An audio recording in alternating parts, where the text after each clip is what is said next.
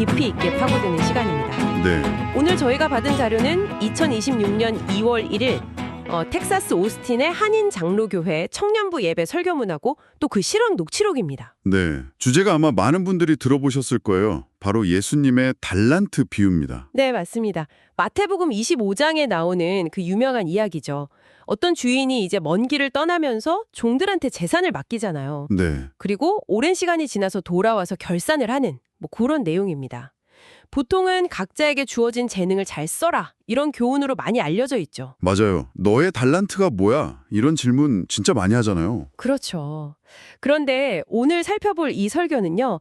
그 익숙한 해석에서 몇 걸음 더 깊이 들어갑니다. 특히 요즘처럼 막 연봉, 성과, 자산 이런 숫자로 나를 증명해야 하는 사회에서 이 비유가 완전히 다르게 들릴 수 있다. 이 점을 지적하거든요.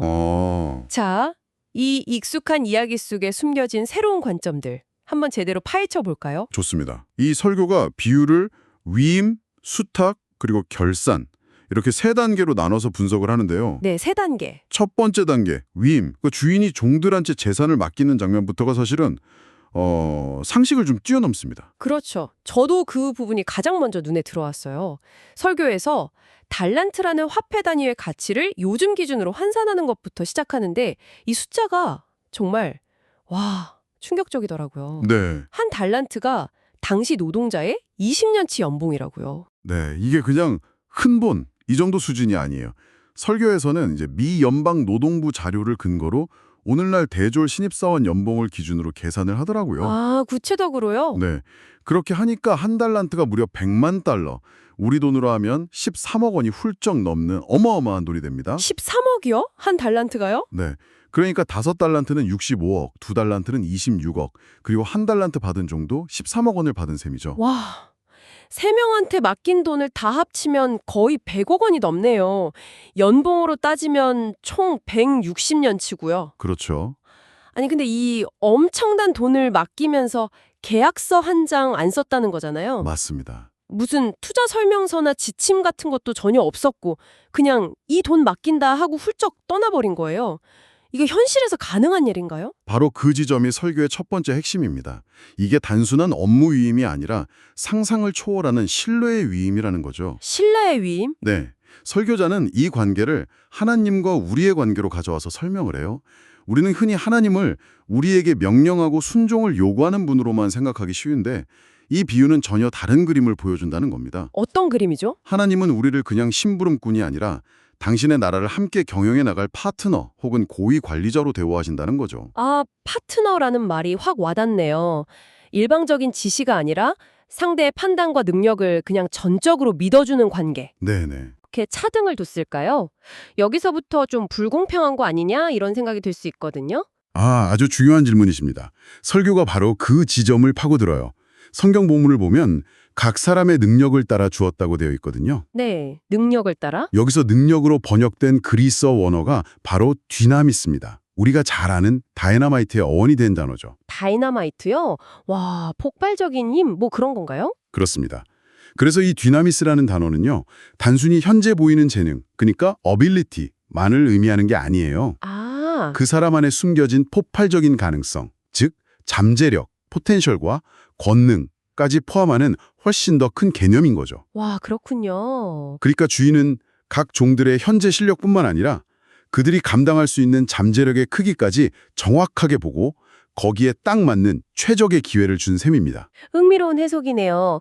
이게 사람들을 줄 세우려고 차별한 게 아니라 오히려 각 사람에게 최적화된 맞춤형 기회를 준 거다. 그렇죠. 하지만 그래도 한 달란트 받은 종 입장에서는 내 잠재력은 이것밖에 안 되나 하고 위축될 수도 있었을 것 같거든요. 결국 중요한 건 주인의 의도보다는 그걸 받은 사람이 어떻게 받아들였느냐 이 문제 아닐까요? 맞습니다. 그래서 설교자가 한 가지 관점을 더 제시해요. 설령 이게 능력에 따른 분배가 맞다고 하더라도 이 3명의 종은 그 집에 있던 수많은 종들 중에서 재산을 맡을 만한 인물로 선택된 말하자면 톱3라는 겁니다. 아, 이미 뽑힌 사람들이군요. 네. 이미 비교가 무의미할 정도로 주인에게 최고 수준의 인정을 받은 존재들이라는 거죠. 즉, 한 달란트조차도 다른 종들이 볼 때는 정말 꿈도 꿀 수 없는 엄청난 기회이자 신뢰의 표현이었다는 해석입니다. 그렇군요. 결국 핵심은 차등 자체가 아니라 그 모든 것이 상상을 초월하는 신뢰의 표현이었다는 점이네요. 네. 자, 그럼 그 엄청난 신뢰를 받은 종들은 각자 어떻게 반응했을까요? 여기서부터 이야기가 완전히 다른 길로 갈라지는 거죠. 네, 여기서 두 번째 핵심인 수탁, 즉 신뢰를 어떻게 받아들였는가 하는 문제로 넘어갑니다. 5달란트와 2달란트를 받은 종들은 공통점이 있어요. 어떤 거죠? 돈을 받자마자 바로 가서 장사를 했다는 겁니다. 망설임이 없었죠. 설교에서는 이 태도를 영적 기민함이라고 표현합니다. 영적 기민함이요? 주인의 마음을 정확하게 읽었다. 이런 뜻이겠군요. 맞습니다. 주인님이 나한테 이 큰 돈을 맡기신 건 이걸로 뭔가 더 큰 가치를 만들길 원하시는구나 하고 즉각적으로 알아차렸다는 거죠. 네. 그들은 주인이 어떤 사람인지, 무엇을 원하는지 평소에 깊이 고민하고 신뢰관계를 쌓아왔기에 가능한 반응이었습니다. 설교자는 이게 하루아침에 생기는 감이 아니라고 강조해요. 그렇죠. 자, 그런데 문제는 이제 1달란트 받은 종입니다. 그는 돈을 땅에 묻어버리죠. 잠시만요. 여기서 제가 진짜 놀랐던 부분이 있어요. 설교에 따르면 그 당시 유대 사회에서 귀중품을 땅에 묻는 게 그렇게 이상하거나 게으른 행동이 아니었다면서요. 네, 맞습니다. 저는 항상 이 종이 그냥 이상한 행동을 했다고 생각했는데 그게 아니었군요. 네, 그게 중요한 포인트입니다. 은행 시스템이 없던 시절이라 그게 가장 안전한 자산 보관 방법 중 하나였거든요. 아, 그러니까 행동 자체만 놓고 보면 그는 원금 손실이라는 최악의 리스크를 피하는 어찌 보면 가장 합리적이고 안전한 선택을 한 겁니다. 그럼 뭐가 문제였던 거죠? 문제는 그 행동을 하게 된 동기, 즉 그의 마음에 있었습니다. 그가 나중에 주인한테 이렇게 변명하거든요. 주인님, 나는 주인이 굳은 분이시라 심지 않은 데서 거두시고 무서워하여. 주인을 완전히 오해하고 있었네요. 네, 자신을 믿어준 파트너가 아니라 내 것을 조금이라도 축내면 가만두지 않을 아주 냉혹하고 무서운 감시자로 본 거네요. 정확합니다. 그러니 그에게 최선은 현상 유지였던 거군요. 이익을 내는 것보다 손해를 안 보는 게 훨씬 더 중요했던 거죠. 실패에 대한 두려움이 그를 완전히 얼어붙게 만든 거네요. 맞습니다. 설교에서는 이 상태를 영적 마비라고 불러요. 주인을 향한 오해와 두려움이 결국 아무것도 시도하지 못하게 만드는 마비 상태로 이어진 거죠. 영적 마비. 그러면서 설교는 이게 하나님을 오해할 때 우리에게도 똑같이 일어나는 일이라고 경고합니다. 하나님을 늘 나를 감시하고 벌주는 무서운 분으로 생각하면 우리 역시 새로운 시도 대신 안전한 선택만 하려고 한다는 거죠. 결국 그분이 어떤 분인지 바로 아는 게 모든 것의 출발점이군요. 네, 그렇습니다. 설교에서 인용한 잠언 구절이 이 대목에서 아주 선명한 대비를 보여주더라고요. 충성된 사자는 그를 보낸 이에게 마치 추수하는 날의 얼음 냉수 같아서 능히 그 주인의 마음을 시원하게 하느니라. 네. 텍사스의 그 뜨거운 뙤약볕 아래서 일하는 주인의 목마름을 식혀주는 얼음물. 하나님이 우리에게 기대하시는 모습이 바로 그런 거라는 비유가 정말 인상적이었습니다. 네. 두려움에 떠는 모습과는 정반대죠. 그리고 이제 오랜 시간이 지나 주인이 돌아와 결산을 합니다. 여기서 세 번째 핵심, 세상의 상식을 완전히 뒤엎는 결산의 기준이 드러납니다. 네. 먼저 주인은 5달란트, 2달란트를 더 남겨온 종들에게 칭찬을 하는데요. 그 칭찬 내용이 아주 흥미롭습니다. 잘하였다. 착하고 충성된 종아. 두 사람에게 토시 하나 안 틀리고 똑같은 칭찬을 하죠. 이게 정말 놀라운 지점이에요. 그렇죠. 현실 세계라면 어떻겠어요? 65억 원의 이익을 낸 사람이랑 26억 원의 이익을 낸 사람이 똑같은 평가를 받을 수 있을까요? 아마 인센티브부터 모든 게 다 달랐을 겁니다. 바로 그 지점이 하나님 나라의 경제관이 세상의 자본주의와 근본적으로 다르다는 걸 보여주는 대목입니다. 하나님이 보시는 건 결과물의 절대적인 수치가 아니라는 거죠. 그럼 뭘 보시는 거죠? 각자에게 맡겨진 분량 안에서 얼마나 신실했는가 하는 그 과정과 중심을 보신다는 겁니다. 그래서 성경의 다른 구절에서도 맡은 자들에게 구할 것은 충성이니라 이렇게 말하잖아요. 성과가 아니라 신실함이군요. 네. 그런데 더 놀라운 점이 있어요. 주인은 그 100년치 연봉에 해당하는 엄청난 업적을 앞에 두고 이렇게 말합니다. 네가 적은 일에 충성하였음에. 맞아요. 이게 어떻게 적은 일일 수 있죠? 한 사람의 인생을 통째로 바꿀 수 있는 그야말로 일생일대의 큰일이잖아요. 저도 그 부분에서 정말 머리를 한 대 맞은 것 같았어요. 설교는 이 지점에서 마크 베터슨 목사의 책 한 구절을 인용하면서 관점의 전환을 시도합니다. 어떤 구절이죠? 제가 그대로 읽어드릴게요. 우리는 태양계 행성들의 궤도를 걱정하지 않으면서 정작 우리 삶의 작은 궤도는 하나님이 지키실 수 있는지 믿지 못한다.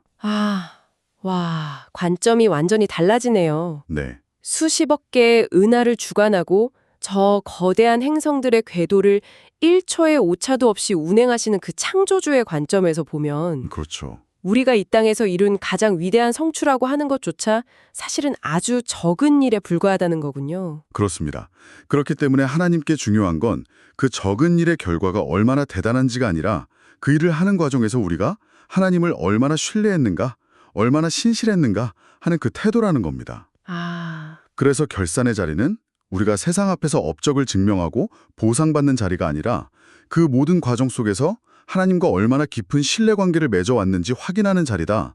이런 해석이 가능해지는 거죠. 오늘 이 설교를 통해 살펴본 달란트 비유는 결국 더 많은 성과를 내야 한다는 그런 압박이나 경쟁에 대한 이야기가 아니었네요. 네, 전혀 아니었죠. 오히려 우리를 향한 하나님의 그 상상을 초월하는 신뢰에 우리가 어떻게 응답하며 살아갈 것인가, 이 질문을 던지는 이야기였습니다. 맞습니다. 세상은 우리한테 끊임없이 묻잖아요. 너는 뭘 이뤘어? 너의 가치를 숫자로 증명해봐. 네, 늘 그렇죠. 하지만 이 설교는 하나님이 우리에게 전혀 다른 말씀을 하신다고 해석하는 것 같아요. 나는 너의 가능성을 보고 너를 신뢰하기로 이미 결정했어. 라고요. 와, 우리 자신보다 우리를 더 크게 믿어주는 존재의 시선이 있다는 것. 그게 이 비유의 핵심 메시지인 셈입니다. 청취자 여러분께 마지막으로 생각해 볼 만한 질문을 하나 던져드리고 싶습니다. 이 설교는 우리가 주인, 즉 우리에게 무언가를 맡긴 존재를 어떻게 바라보느냐에 따라 우리의 행동이 완전히 달라진다고 말했습니다. 네. 그렇다면 이 관계를 한번 뒤집어서 생각해 볼 수도 있지 않을까요?